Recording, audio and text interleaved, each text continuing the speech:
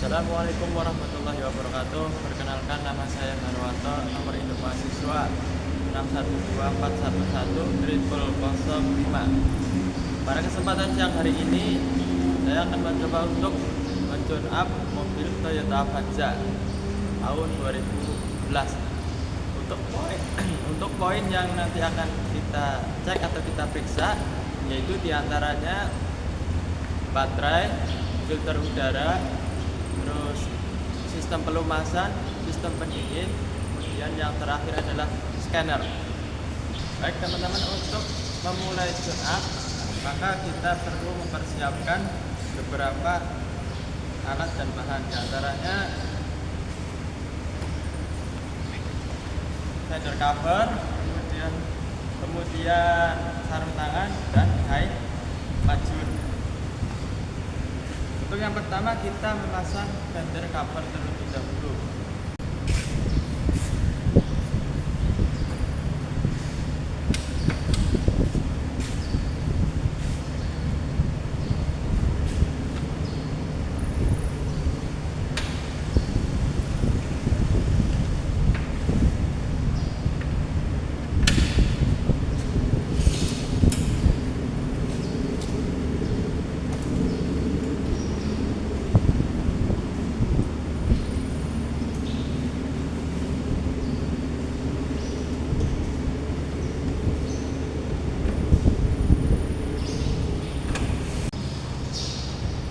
Baiklah, yang pertama kita memeriksa baterai atau aki kendaraan.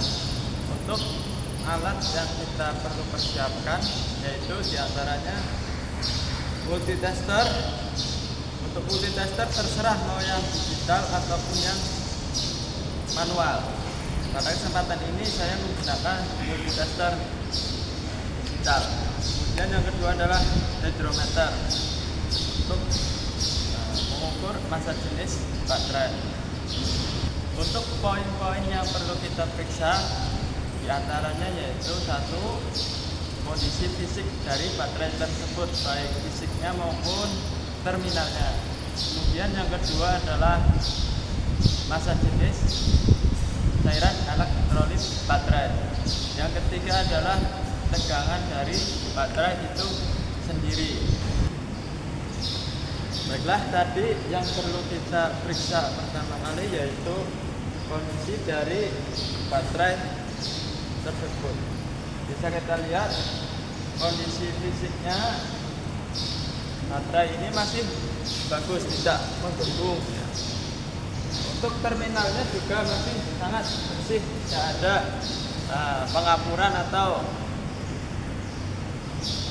kebocoran dari terminal tersebut. Untuk volume air elektrolitnya bisa kita lihat, volume elektrolit masih berada di antara full dan low. Nanti tidak perlu kita isi dengan yang baru karena masih standar. Untuk yang kedua, kita memeriksa massa jenis elektrolit baterai.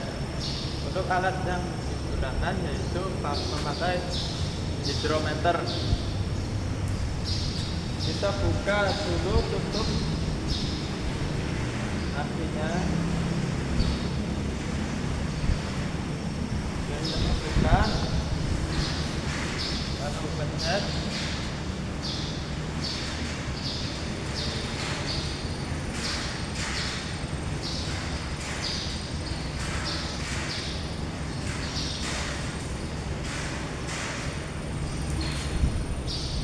Bisa dilihat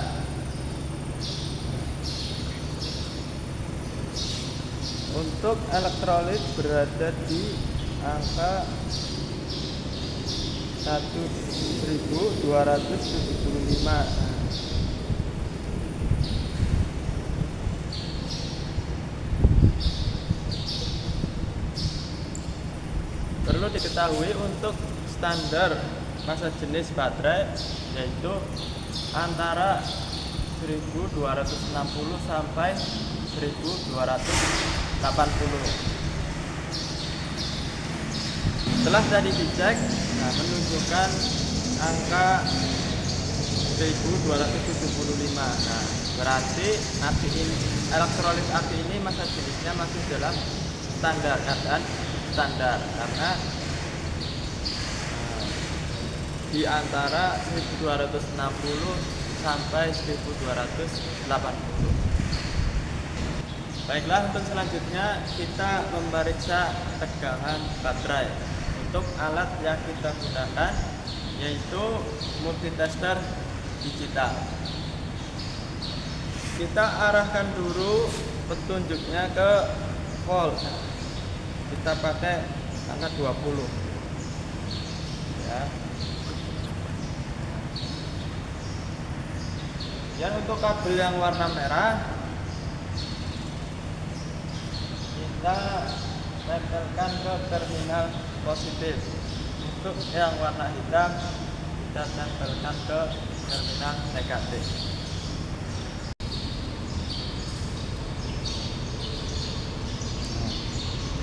Bisa dilihat untuk tegangan di layar monitor multitester yaitu 12,51.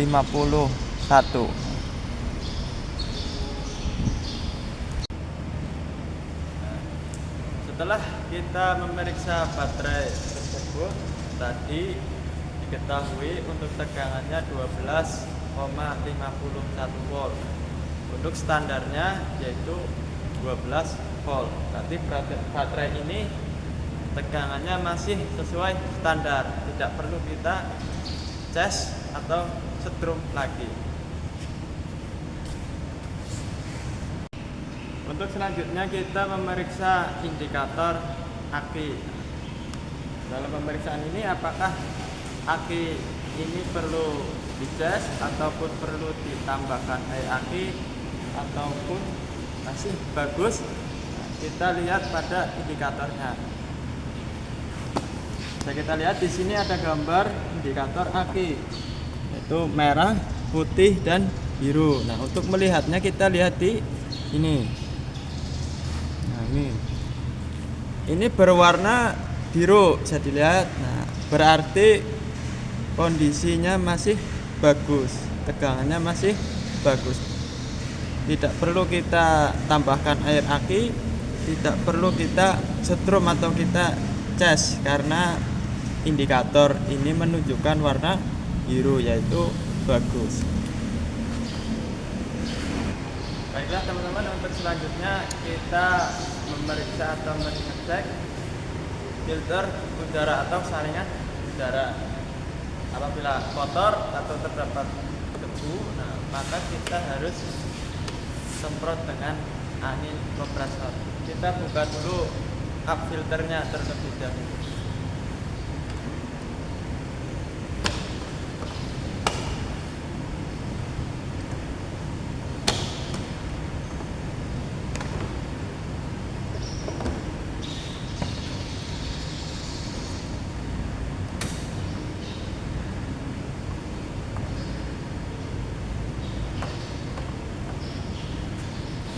Bisa kita lihat untuk kondisi filternya masih bagus, cuma ini ada beberapa kotoran. Tentu harus kita semprot terlebih dahulu dengan angin kompresor.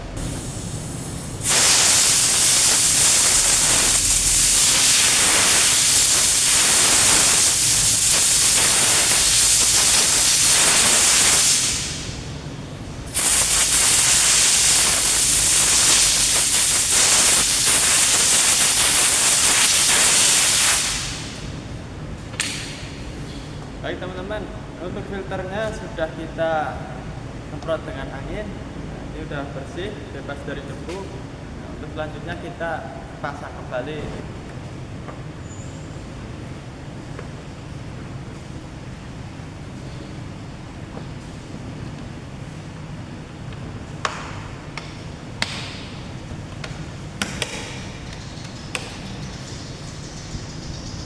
Baik teman-teman, untuk selanjutnya yaitu kita mengecek sistem pelumasannya. Nah, untuk pengecekan ada dua. Yang pertama adalah kita mengecek viskositas dari oli tersebut atau pelumas tersebut. Dan yang kedua adalah kita mengecek jumlah pelumas tersebut untuk mengetahui apakah berkurang ataupun tidak berkurang. Untuk langkahnya, kita harus menarik stik olinya. Kita tarik pelan-pelan, kemudian kita lap dulu, bersihkan dengan air majur.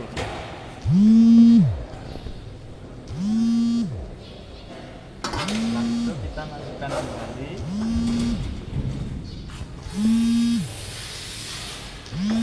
stop, kemudian tarik lagi. Nah, teman-teman, di sini bisa kita lihat, biasanya stik oli itu ada tandanya, yang di atas itu F, yang di bawah itu L. Yang di atas itu full dan yang di bawah itu low. Cuma stik jenis ini cuma menggunakan titik, bisa dilihat, cuma menggunakan 2 titik, yang atas itu full, yang bawah itu low. Untuk viskositasnya kita lihat, pastikan viskositas dari oli tersebut normal ataupun baik. Jangan sampai oli tersebut tercampur atau terkontaminasi oleh benda-benda yang lain, baik itu air ataupun benda-benda yang lain. Untuk yang kedua adalah volume ataupun jumlah oli tersebut. Nah, bisa kita lihat oli tersebut tidak melewati full dan tidak melewati low, berarti ini masih standar, masih banyak, tidak berkurang. Nah, teman-teman, selanjutnya kita masukkan lagi stik olinya untuk memeriksa sistem pendingin kendaraan ringan. Untuk pemeriksaan pertama yaitu kita memeriksa volume air pendingin, kemudian kualitas cairan air pendingin, dan yang ketiga memeriksa radiator cup tester, kemudian memeriksa kebocoran sistem pendingin. Untuk alat-alat yang kita persiapkan yaitu diantaranya kita menggunakan radiator cup tester.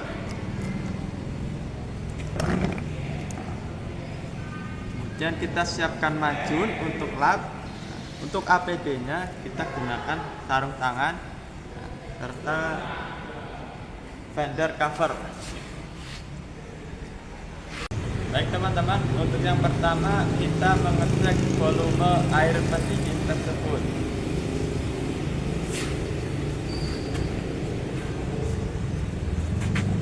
Kita bisa lihat di reservoir tanknya. Sini ada tulisan full dan low. Bisa kita lihat air pendingin tersebut berada di antara tanda full dan low, berarti masih baik, masih standar.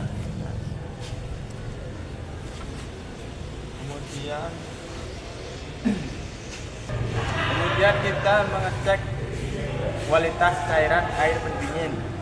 Kita buka dulu tutup air radiatornya, kemudian kita cek air pendinginnya. Nah, ini masih berwarna dan masih baik ya.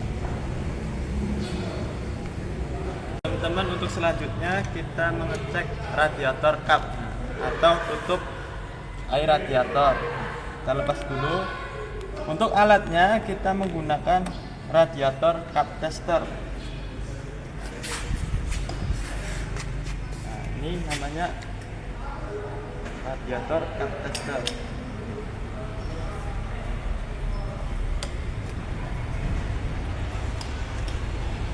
Kita pasang dulu,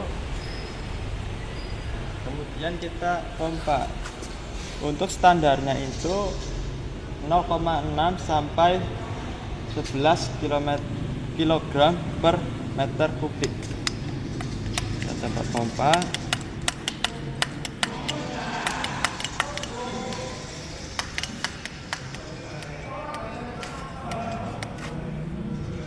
bisa dilihat jarumnya semakin menurun.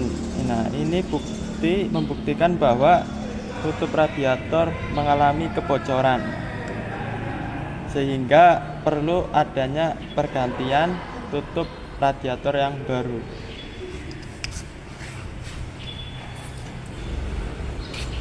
Baik teman-teman, tadi tutup yang lama ternyata ada kebocoran. Nah, kita ganti dengan tutup yang baru. Kita pasang lagi. Baik teman-teman, untuk selanjutnya kita mengecek kebocoran sistem air pendingin. Untuk alatnya kita gunakan radiator cut tester.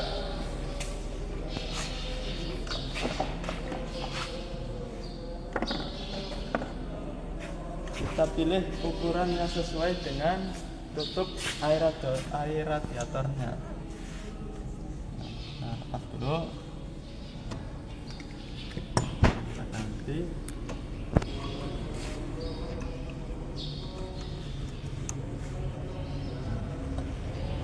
Kita masukkan tutupnya. Kita tarik dulu, baru kita masukkan. Setelah terhubung, nah kita pompa secara pelan-pelan.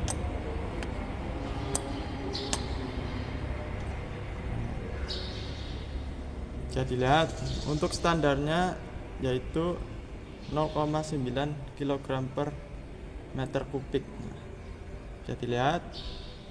Nah, ini kondisinya masih baik, tidak ada kebocoran. Kita lepaskan lagi.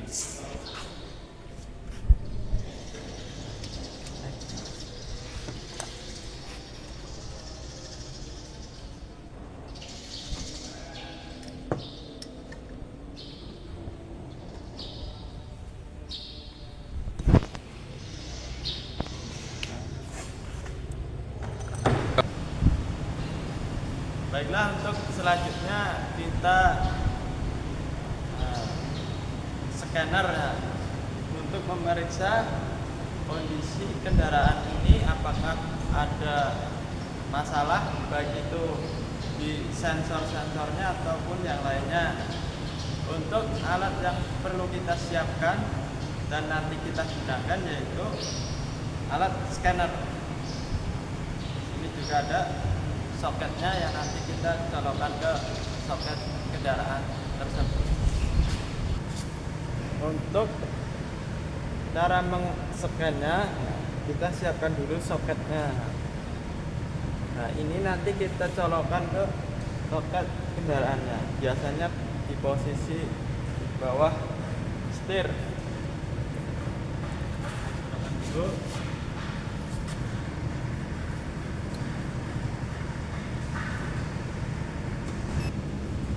Setelah kita colokkan, kita coba on-kan dulu kendaraannya.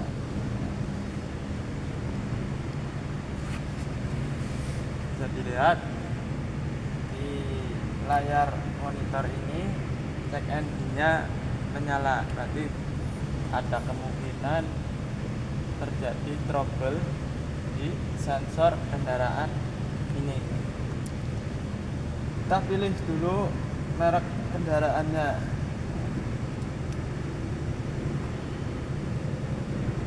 Oke, ini ada pilihan merek kendaraan. Kita pilih kendaraan Toyota Avanza.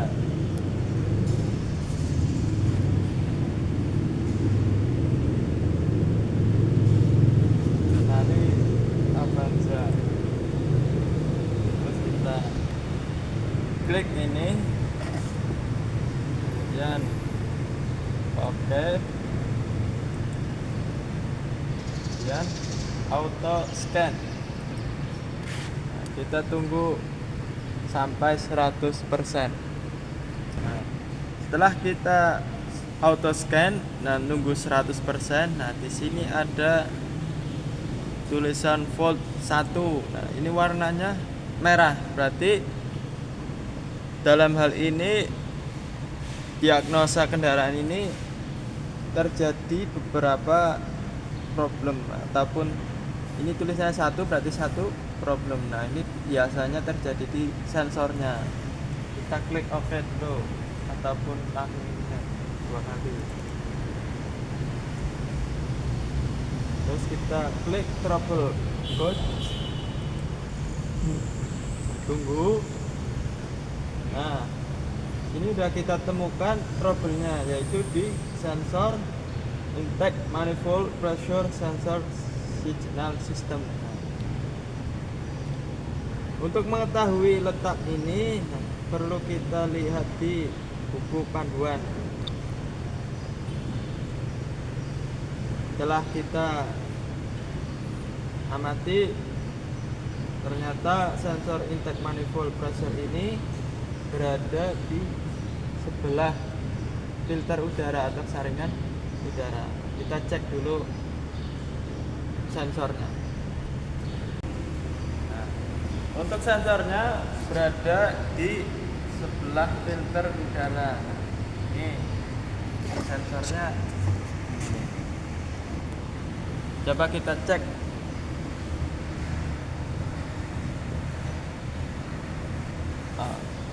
Ternyata trouble-nya sensor ini kendor atau tidak pas pada tempatnya. Ini besar kemungkinan terjadi karena getaran ataupun sesuatu sehingga menyebabkan sensor ini kendor dan tidak bisa bekerja secara maksimal.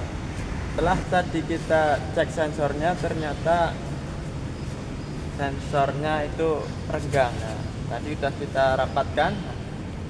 Setelah itu kita cek kembali. Tadi trouble-nya ini kita klik RS code, kemudian yes, kemudian klik yes lagi. Nah, di sini tulisannya clear down. Nah, berarti sudah selesai. Kita oke. Kita oke. Untuk mengecek apakah tadi sudah benar, sudah sensornya sudah nyambung, kita cek dulu.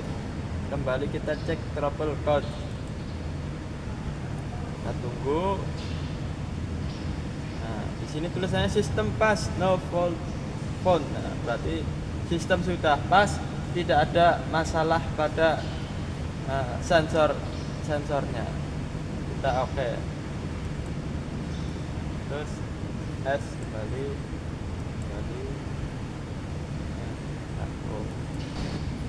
Setelah kita scanner tadi tidak ada masalah. Nah, kita coba nyalakan mesinnya lagi, apakah masih terdapat trouble ataupun sudah tidak ada.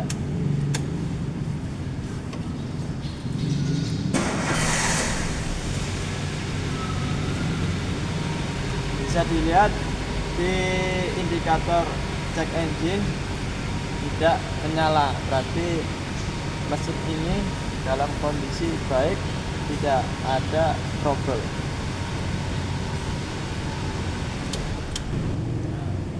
Baik teman-teman, nah, kiranya itu saja yang dapat saya sampaikan untuk tutorial cara men-tune up mesin injeksi.